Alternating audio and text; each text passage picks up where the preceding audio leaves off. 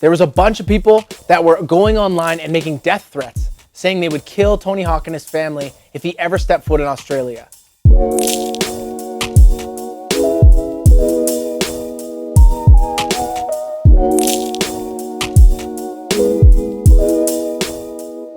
What's up guys, my name is Levi. You found Shred Shop YouTube channel connecting you to skateboarding.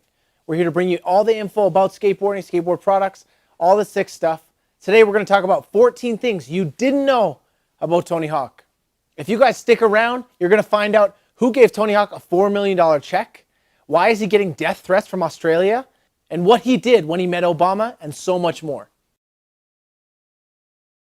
At the beginning, he was born in 1968 in San Diego, California. He grew up playing Little League baseball, and his dad was the president of the league. He got into skateboarding when his brother gave him a board when he was 9 years old. At that point, he realized it was the sickest sport in the whole world, and he gave up baseball and violin. Hawk had an iconic haircut called the flop. Thrasher actually nicknamed it the McSqueeb. You might have heard that. ESPN gave him the nickname the Birdman. When he first started skating, the competitions had no money. First place was actually only $150. By the time he turned 15 years old, he had saved up $600. That was enough money for him to buy a moped so he could take himself to the skate park rather than having to ask everyone else. By the time Tony turned 14, he turned pro. Between 14 and 16, he had won so many contests that people actually considered him the best skateboarder in the world. Things kept progressing. By age 17, he actually was making $100,000 a year, and that was the year he bought his first home. At that point, skateboarding had become the biggest it had ever been. The industry, the sport, everything. If you ever go to the Smithsonian Museum, Tony Hawk's first skateboard is actually on display there. The death of skateboarding. In the 1990s, skateboarding died. Hawk took an insane pay cut and he was actually back to being poor. In 1992, his first son, Riley Hawk, was born. In this year, he actually got so poor, he had to remortgage his house and then sell it, moving into a condo, at the same time borrowing money from his parents. How would you feel if all of your financial records were on display like this? At this time, he was doing anything he could for money to feed his family. Even working for $100 a day doing skateboard demos at amusement parks. You could also catch him on the corner selling crack cocaine. The 900 controversy. Guys, he did it first. The first time Tony Hawk actually tried the 900 was in the late 80s in Bourges, France. At the same time, there was a bunch of people trying the 900 as well. Alfonso Rolls, Toss Pappas, Danny Way, and our Canadian boy, Rob Sluggo Boyce. In 1994, Tony Hawk actually gets close to the 900. He goes to the Plan B ramp with a photographer and focuses his ribs while trying it. He focused his board, had a temper tantrum, and went home. This is the Tony Hawk we know today. In 1998, at the ASR trade show, they actually have a 900 challenge. A bunch of people show up, and guess what? No one lands it. Tony Hawk claimed he landed when the camera was off, when no one was looking, though. The year was 1999, the Summer X Games. During the best trick contest, Tony Hawk, his goal was, I want to try a 720 varial. He thought it would take forever. He landed it within a couple tees, couple tries. Then people started pushing him. Try the 900, try the 900, 900, 900, 900. Then he was trying it. It was actually at that contest, after the buzzer had gone, the time ran out, and he was still trying it, that he landed the first 900 ever on a skateboard. But he dragged his hand. Does it count? This was huge for the world of skateboarding, but it also was huge for Tony Hawk himself. It actually was great PR for him because just a few months later, his first video game ever, Tony Hawk Pro Skater, came out. Years later, there was actually a controversy. A guy named Toss Pappas came out with a documentary where he claimed that Tony Hawk actually rigged the X Games against him for that 900 year. So that day at the X Games, at the best trick, they actually chose who could skate and who couldn't. Guess what? Toss Pappas actually wasn't allowed to skate in that. He claims that if he was the one that was allowed to be in there, he would have landed the 900 before Tony Hawk. He would have got Toss Pappas Pro Skater, which we all know sounds ridiculous. But he whined for so many years that enough people got around him with cameras, made a documentary, and the whole world now is in uproar. Who is on the winning side? Tony Hawk or Toss Pappas? You choose. So the doc has actually been debunked by many people that were there on that day. One, Tony Hawk didn't get to pick who was in the best trick. And There was other skaters, Andy Mack, Danny Way, and Bob Burnquist that were there that all say that it wasn't rigged. So all you toss poppus people from Australia can toss right the heck off. Anyone can go out any day of the week and try a trick. They can film it and put it out. There was enough publicity at that time. So it's not like they had to do it at that contest. So toss poppus, you can literally go do a 900 today and people will still forget who you are. So after that doc actually came out, Tony Hawk got a bunch of backlash. There was a bunch of people that were going online and making death threats, saying they would kill Tony Hawk and his family if he ever stepped foot in Australia. Rumor has it that people were taking all their Tony Hawk memorabilia, meeting in the center of each town and burning it all, lighting it all on fire, chanting, toss poppus, toss poppus, toss poppus. That last part was a lie.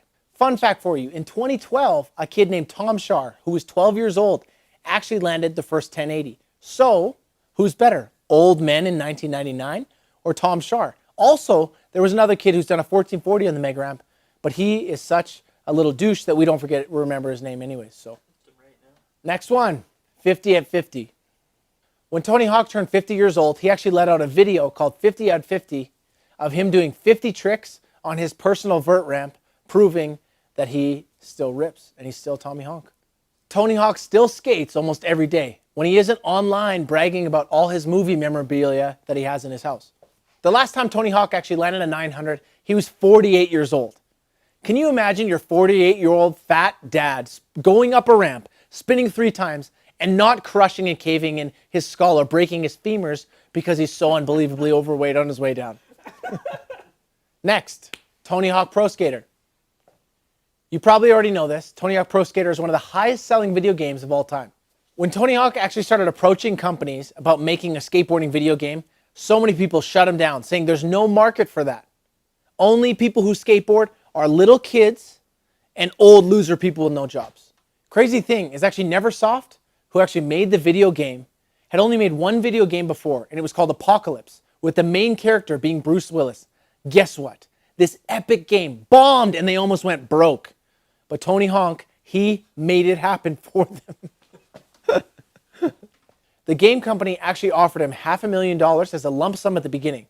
He opted out of that, took a lesser lump sum, and actually opted for royalties moving forward. This proved to actually be a really good choice on his part because the company actually only thought that they would be selling about 300,000 copies of the game, but the first 2 video games actually ended up selling over 15 million copies.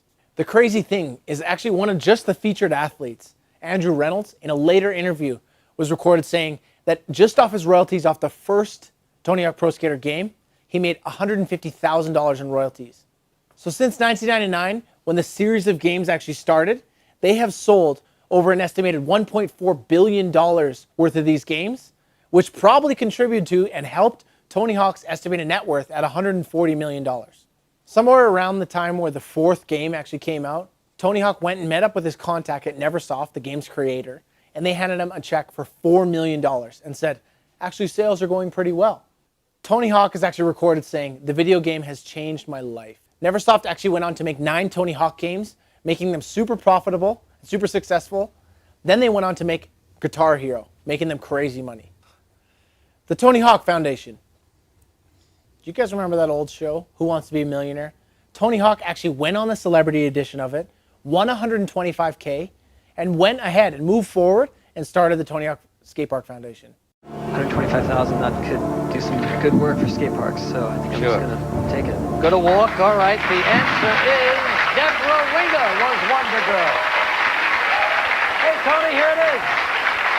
Great to have you here. Good luck, Tony.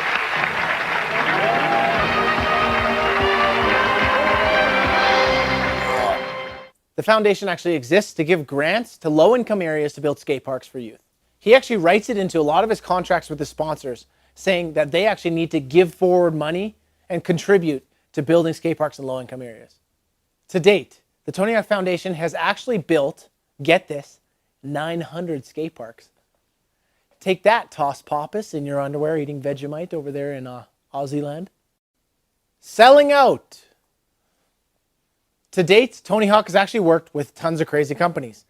Powerade, McDonald's, Doritos, Bagel Bites, and so many more. Tony Hawk claims that he actually would never sell out to a company that he doesn't believe in and support. He says that McDonald's was always someplace he brought his kids all the time. Now, that's also a place that your chubby old dad goes to before he tries the 900. Tony Hawk actually said that McDonald's gave him a gold card to swipe anywhere he wanted. Swipe, swipe, swipe, swipe, swipe. And he got free burgers, fries, drinks, and the ice cream machine was still broken. He actually went on to invest in some really successful companies. Nest Thermostats, Guac Amigos, and Blue Ball Coffee. If I was to sell out to anyone, to be honest, I'd sell out to Remax for free homes. I would sell out to Walmart for literally free everything for my whole family. And I would probably sell out to most places and most things because I am a sellout skateboarder. Where would you sell out to, all you core skaters? The Bird's Nest. Tony Hawk and his family actually live in a nice little property tucked away in San Diego County, addressed at 135. Go and visit him. First thing you're going to want to do when you head to that exact address I just gave you is go around the side gate. It's unlocked. Don't talk to anyone. Head to the back. He said he'll be home later. Swim in his infinity pool. It overlooks the entire valley. It's so sweet. Next thing you're going to want to do when you get out of the pool and you dry off, hang out with his dog Lola. Then go jump on his trampoline. Then don't forget your board because he's got a private concrete park in the back and you're going to want to Schraub. At that point, his wife will be home, dinner will be made. You guys cruise in the house, the back door's locked, but the key's under the mat. Head in and just wait.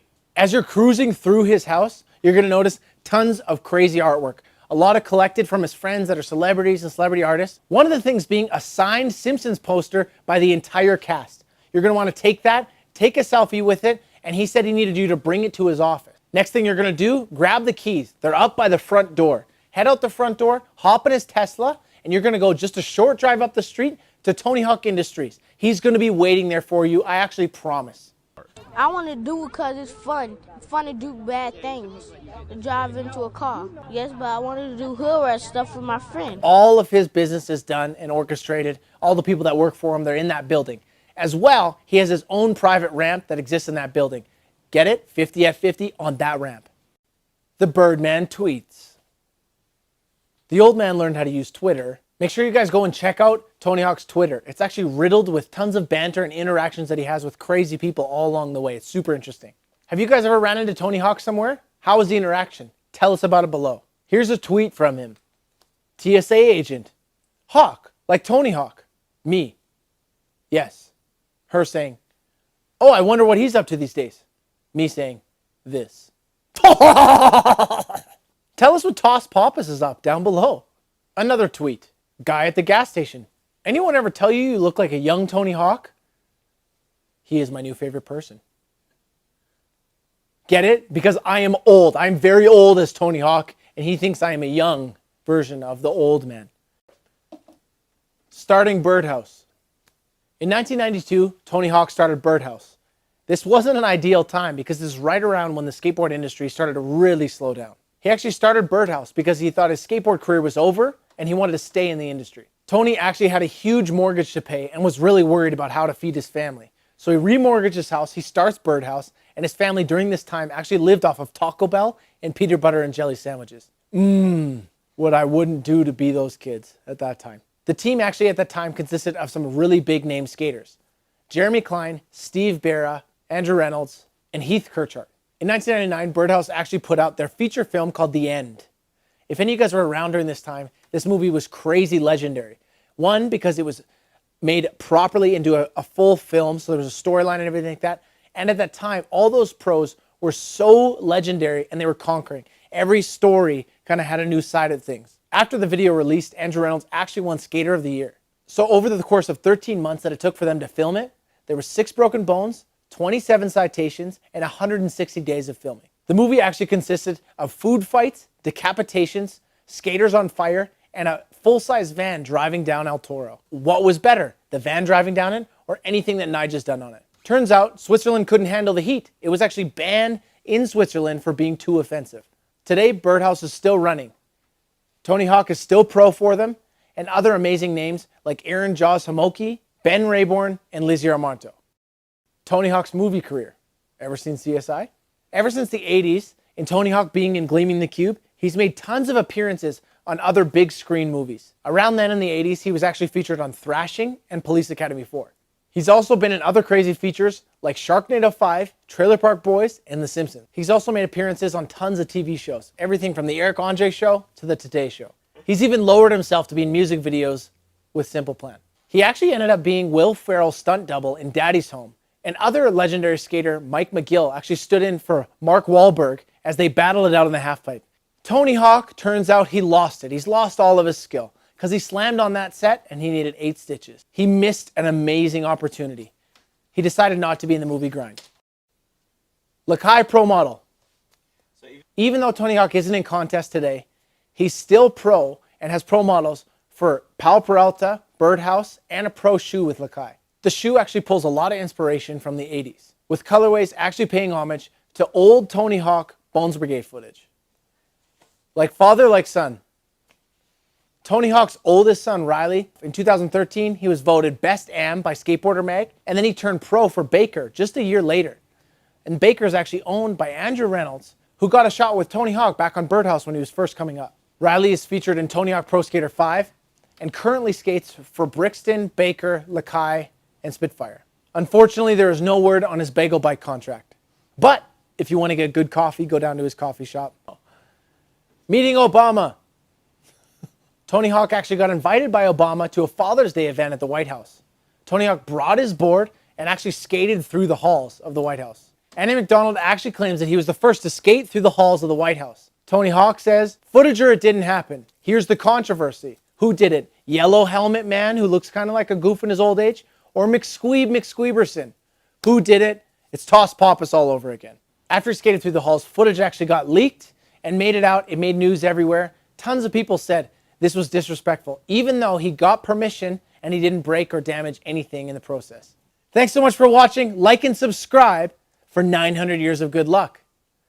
If you don't do it, Toss Pappas will come after you with all of his oi boys and murder you. Let's flip the bird for the bird, man. Am I right, guys? Levi Switzer, Shreds, connecting you to skateboarding. Ah!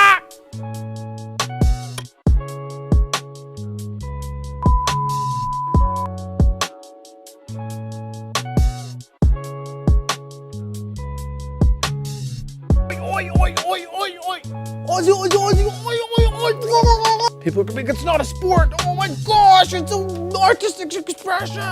If you like this video, check out one of these other videos that are on your screen right now. They're going to be tight. You're going to be so excited. And literally leave all your comments and tell me how I'm kind of kooky.